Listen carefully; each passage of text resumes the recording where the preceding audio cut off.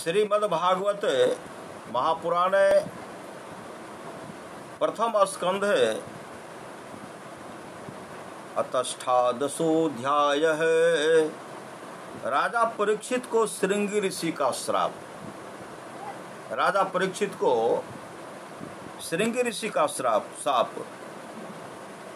सूत जी कहते हैं, अद्भुत कर्मा भगवान श्री कृष्ण की कृपा से राजा परीक्षित अपनी माता की कोख में अश्वत्थामा के ब्रह्मास्त्र से जल जाने पर भी मरे नहीं। जिस समय ब्राह्मण के शाप से उन्हें डसने के लिए तक्षक आया।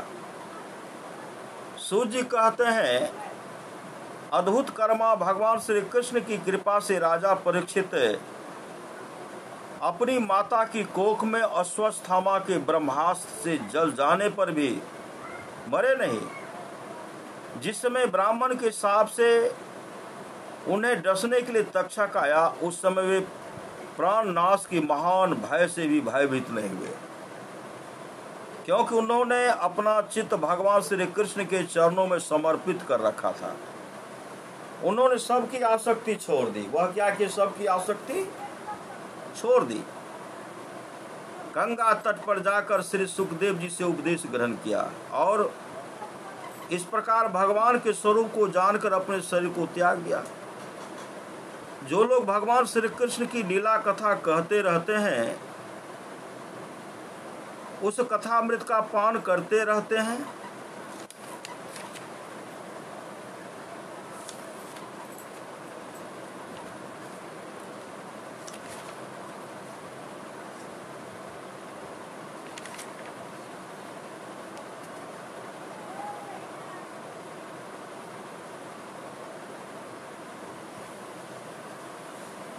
जो लोग भगवान श्री कृष्ण की लीला कथा कहते रहते हैं, उस कथामृत का पान करते रहते हैं और इन दोनों ही साधनों के द्वारा उनके चरण कमलों का स्मरण करते रहते हैं, उन्हें अंतकाल में भी मोह नहीं होता। जब तक पृथ्वी पर अभिमन्यु नंदन महाराज परीक्षित सम्राट रहे, तब तक चारों ओर व्याप्त हो जाने पर भी कलयुग का कुछ भी प्रभाव नहीं था। वैसे तो जिस क्षण श्री कृष्ण ने पृथ्वी का परित्याग किया, उसी समय पृथ्वी में अधर्म का मूल कारण कलयुग आ गया था। भ्रमर के समान सारग्राही सम्राट परीक्षित कलयुग से कोई द्वेष नहीं रखते थे, क्योंकि इसमें यह एक बहुत बड़ा गुण है कि पुण्य कर्म तो संकल्प मात्र से ही फलीभूत हो जाते। अभी जो पुण्य कर्म जो है, संकल्प करेंगे कि एक तो फलीभूत, उसका फल धर्म का चिंतन करेंगे, वो आपको लाभ पहुंचा देगा, कोई विलंब नहीं। परंतु पाप कर्म का फल शरीर से करने पर ही मिलता है, संकल्प मात्र से नहीं। यह भेड़िए के समान बालकों के प्रति शूरवीर और धीर वीर पुरुषों के लिए बड़ा भीरू है। यह प्रमादी मनुष्यों को अपने वश में करने के लिए ही सदा सावधान रहता है। शौनक आदि ऋषियों, आप लोगों को मैंने भगवान की कथा से युक्त राजा परीक्षित का पवित्र चरित्र सुनाया। आप लोगों ने यही पूछा था, भगवान श्री कृष्ण का कीर्तन करने योग्य बहुत सी लीलाएं करते हैं, इसलिए उनके गुण और लीलाओं से संबंध रखने वाले जितनी भी कथाएं हैं, कल्याणकामी पुरुषों को उन सब का सेवन करना चाहिए।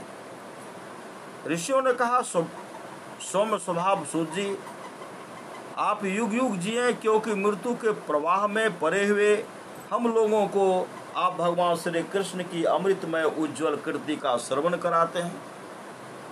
यह करते करते उसके धुएं से हम लोगों का शरीर धूमिल हो गया है।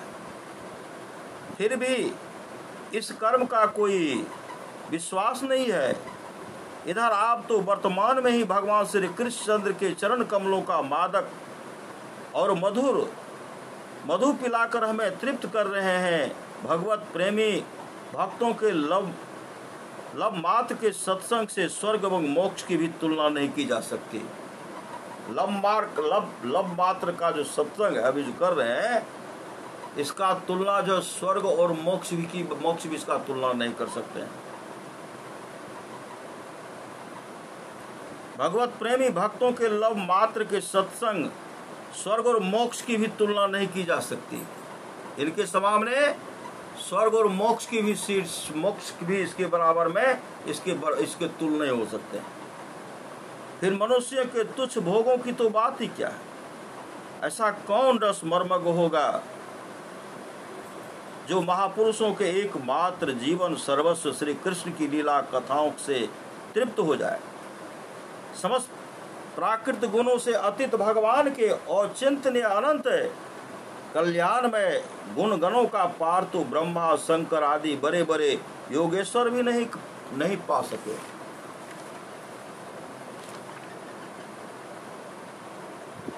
कहते हैं समस्त प्राकृत गुणों से अतीत भगवान के औचित्य अनंत कल्याण में गुणों का पार तो ब्रह्मा शंकर आदि बड़े बड़े योगेश्वर भी नहीं पा सके। विद्वान आप भगवान को ही अपने जीवन का ध्रुव तारा मानते हैं, इसलिए आप सत्पुरुषों के एकमात्र आश्रय भगवान के उदार और विशुद्ध चरित्रों का हम श्रद्धालु श्रोताओं के लिए विस्तार से वर्णन कीजिए।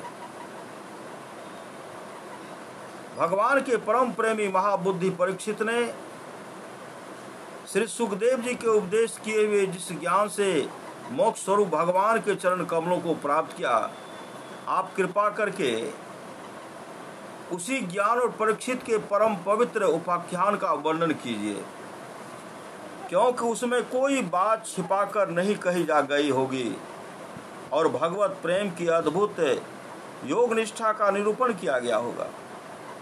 उसमें पद पद पर भगवान श्री कृष्ण की लीलाओं का वर्णन हुआ होगा। भगवान के प्यारे भक्तों को वैसा प्रसंग सुनने में बड़ा रस मिलता है। सूत जी कहते अहो विलम जाति में उत्पन्न होने पर भी महात्माओं की सेवा करने के कारण आज हमारा जन्म सफल हो गया, क्योंकि महापुरुषों के साथ बातचीत करने मात्र से ही नीच कुल में उत्पन्न होने की मनोव्यथा शीघ्र ही मिट जाती है। फिर उन लोगों की तो बात ही क्या है जो सत्पुरुषों के एकमात्र आश्रय भगवान का नाम लेते हैं। भगवान की शक्ति अनंत है, वे स्वयं अनंत हैं। वास्तव में उनके गुणों की अनंतता के कारण ही उन्हें अनंत कहा गया है। भगवान के गुणों की क्षमता भी जब कोई नहीं कर सकता, तब उनसे बढ़कर तो कोई हो ही कैसे सकता है। उनके गुणों की यह विशेषता समझाने के लिए इतना कह देना ही पर्याप्त है कि लक्ष्मी जी अपने को प्राप्त करने की इच्छा से प्रार्थना करने वाले ब्रह्मादि देवताओं को छोड़कर भगवान के न चाहने पर भी उनके चरण कमलों की रज का ही सेवन करती हैं। ब्रह्मा जी ने भगवान के चरणों का प्रक्षालन करने के लिए जो जल समर्पित किया था, वही उनके चरण नखों से निकलकर गंगा जी के रूप में प्रवाहित हुआ। यह जल महादेव जी सहित सारे जगत को पवित्र करता है। यह जल भगवान विष्णु के चरण नख से निकले, कौन? गंगा जी निकलकर ब्रह्मा जी ने भगवान के चरणों का प्रक्षालन करने के लिए जो जल समर्पित किया था, वही उनके चरण नखों से निकलकर गंगा जी के रूप में प्रवाहित हुआ। यह जल महादेव जी सहित सारे जगत को पवित्र करता है। सारे जगत को क्या करता है? पवित्र करता है। ऐसी अवस्था में त्रिभुवन में श्री कृष्ण के अतिरिक्त भगवान शब्द का दूसरा और क्या अर्थ हो सकता है? जिनके प्रेम की जिनके प्रेम को प्राप्त करके धीर पुरुष बिना किसी हिचक के देह गेह आदि की दृढ़ आसक्ति को छोड़ देते हैं।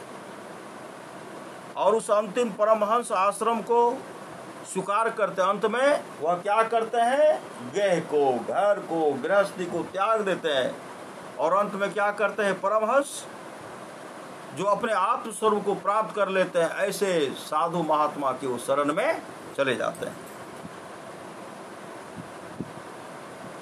जिनके प्रेम को प्राप्त करके धीर पुरुष बिना किसी हिचक के देह, गे आदि के दृढ़ आसक्ति को छोड़ देते हैं और उस अंतिम परमहंस आश्रम को स्वीकार करते हैं, जिसमें किसी को कष्ट न पहुंचाना और सब ओर से उपशांत हो जाना ही स्वधर्म होता है। सूर्य के समान प्रकाशमान महात्माओं, आप लोगों ने मुझसे जो कुछ पूछा है वह मैं अपनी समझ के अनुसार सुनाता हूँ। जैसे पक्षी अपनी शक्ति के अनुसार आकाश में उड़ते हैं, वैसे ही विद्वान लोग भी अपनी अपनी बुद्धि के अनुसार ही श्री कृष्ण की लीला का वर्णन करते हैं। एक दिन राजा परीक्षित धनुष लेकर वन में शिकार खेलने गए हुए थे। एक दिन राजा परीक्षित धनुष लेकर वन में शिकार खेलने गए हुए थे। हरिणों के पीछे दौड़ते दौड़ते वे थक गए और उन्हें बड़े जोर की भूख और प्यास लगी। हरिण के पीछे जो चल रहे हैं थक गए और उनको बहुत जोरों की भूख और प्यास लगी। जब कहीं उन्हें कोई जलाशय नहीं मिला, कहीं उनको श्री सद्गुरु जलाशय नहीं मिला, तब वे पास के एक ऋषि के आश्रम में घुस गए। उन्होंने देखा कि वहां आंखें बंद करके शांत भाव से एक मुनि आसन पर बैठे हुए थे। शांत भाव से एक मुनि शांत भाव से आसन पर बैठे हुए थे, आसन पर बैठे हुए हैं। इंद्रिय, प्राण, मन और बुद्धि के निरुद्ध हो जाने से वे संसार से ऊपर उठ गए थे,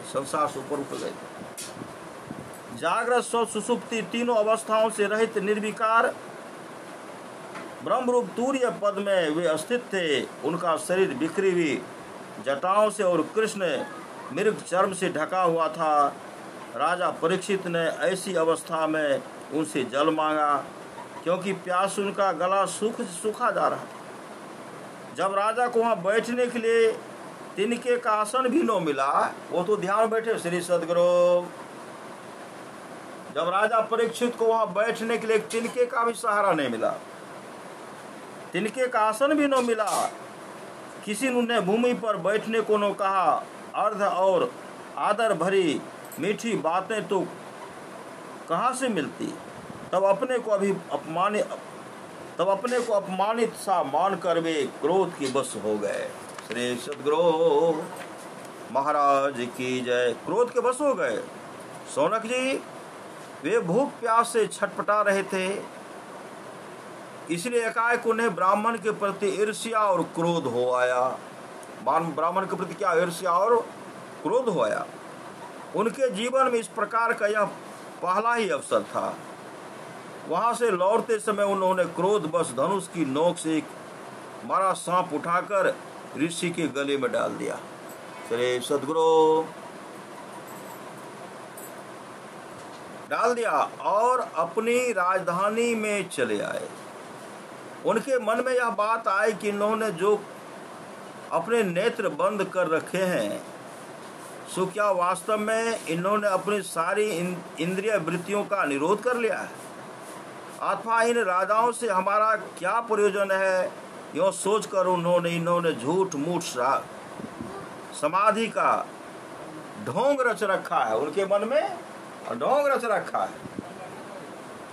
उन समीक मुनि का पुत्र बड़ा तेजस्वी था। वह दूसरे ऋषि कुमारों के साथ पासी खेल रहा था। जब उस बालक ने सुना कि राजा ने मेरे पिता के साथ दुर्व्यवहार किया है, तब वह इस प्रकार कहने लगा, हे नरपति कहलाने वाले लोग, उच्चिष्ट भोजी कौओं के समान षंड मुषंड होकर कितना अन्याय करने लगे हैं।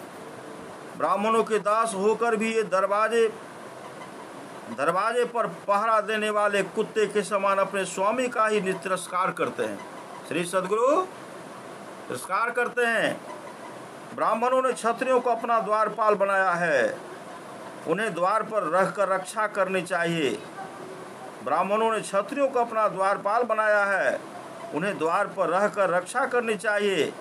घर में घुसकर स्वामी के बर्तनों में खाने का उसे अधिकार नहीं है। अतएव उन मार्गगामियों के शासक भगवान श्री कृष्ण के परम धाम पधार जाने पर इन मर्यादा तोड़ने वालों को आज मैं दंड देता हूँ। मेरा तपोबल देखो। श्री सद्गुरु महाराज की जय। अपने साथी बालकों से इस प्रकार कहकर क्रोध से लाल लाल आंखों वाले उस ऋषि कुमार ने कौशिकी नदी के जल से आचमन करके अपने वाणी रूपी वज्र का प्रयोग किया। कुलांगार परीक्षित ने मेरे पिता का अपमान करके मर्यादा को उल्लंघन किया है, इसलिए मेरी प्रेरणा से आज के 7वें दिन उसे तक्षक सर्प डस लेगा। इसके बाद वह बालक, इसीलिए मेरी प्रेरणा से आज के 7वें दिन उसे तक्षक सर्प डस लेगा। इसके बाद वह बालक अपने आश्रम पर आया और अपने पिता के गले में सांप देखकर उसे बड़ा क्रोध हुआ तथा वह ढार मारकर रोने लगा। विप्रवर शौनक जी समीक मुनि ने अपने पुत्र का रोना चिल्लाना सुनकर धीरे धीरे अपनी आंखें खोली, क्योंकि वह ध्यानस्थ थे। अपनी आंखें खोली और देखा कि उनके गले में एक मरा सांप पड़ा है। उसे फेंक कर उन्होंने अपने पुत्र से पूछा, बेटा तुम क्यों रो रहे हो? किसने तुम्हारा अपकार किया है? उनके इस प्रकार पूछने पर बालक ने सारा हाल कह दिया। बालक ने क्या किया? सारा हाल।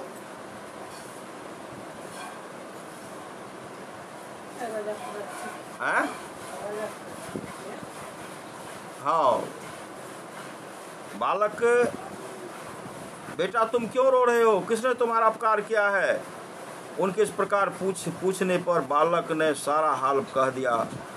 ब्रह्म ऋषि समीक ने राजा के शाप की बात सुनकर अपने पुत्र का अभिनंदन नहीं किया। उनकी दृष्टि में परीक्षित शाप के योग नहीं थे। उन्होंने कहा, ओह मूर्ख बालक, तुमने बड़ा पाप किया है। खेद है कि उनकी थोड़ी सी गलती के लिए तुमने उनको इतना बड़ा दंड दिया। तेरी बुद्धि अभी कच्ची है। तुझे भगवत स्वरूप राजा को साधारण मनुष्यों के समान नहीं समझना चाहिए, क्योंकि राजा के दुस्सह तेज से सुरक्षित और निर्भय रहकर ही प्रजा अपना कल्याण संपादन करती है। जिस समय राजा का रूप धारण करके भगवान पृथ्वी पर नहीं दिखाई देंगे, उस समय चोर बढ़ जाएंगे। जिस समय राजा का रूप धारण करके भगवान पृथ्वी पर नहीं दिखाई देंगे, उस समय चोर बढ़ जाएंगे और अरक्षित भेड़ों के समान एक क्षण में ही लोगों का नाश हो जाएगा। राजा के नष्ट हो जाने पर धन आदि चुराने वाले चोर जो पाप करेंगे, उसके साथ हमारा कोई संबंध न होने पर भी वह हम पर भी लागू होगा, क्योंकि राजा के न रहने पर लुटेरे बढ़ जाते हैं और वे आपस में मार पीट गाली गलौज करते हैं, साथ ही पशु स्त्री और धन संपत्ति भी लूट लेते हैं। श्री सद्गुरु महाराज की उस समय मनुष्यों का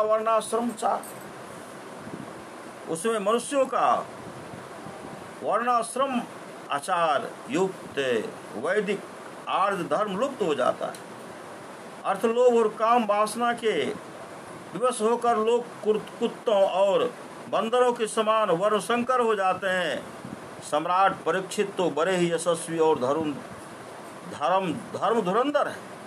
उन्होंने बहुत से अश्वमेध यज्ञ किए हैं और वे भगवान के परम प्यारे भक्त हैं।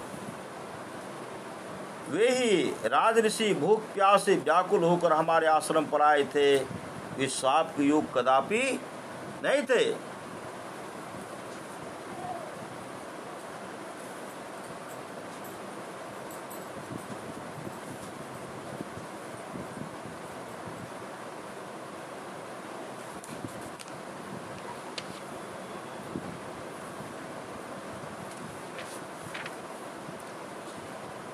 इस नासमझ बालक ने हमारे निष्काम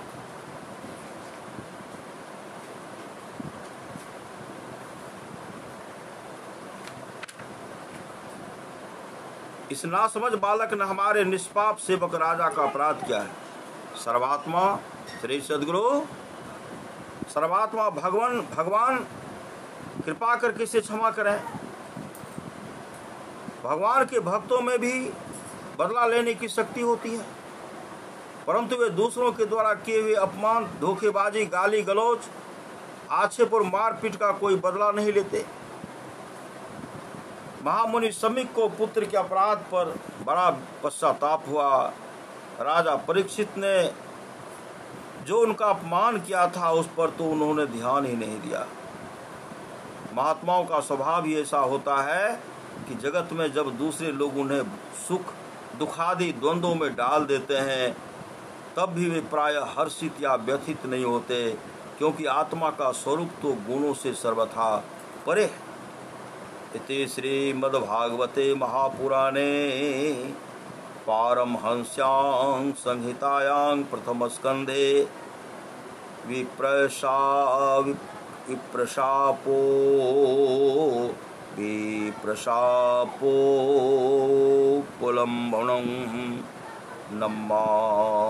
नमाष्टादशोऽध्यायः। श्री सद्गुरु महाराज की जय। श्री सद्गुरु महाराज की जय।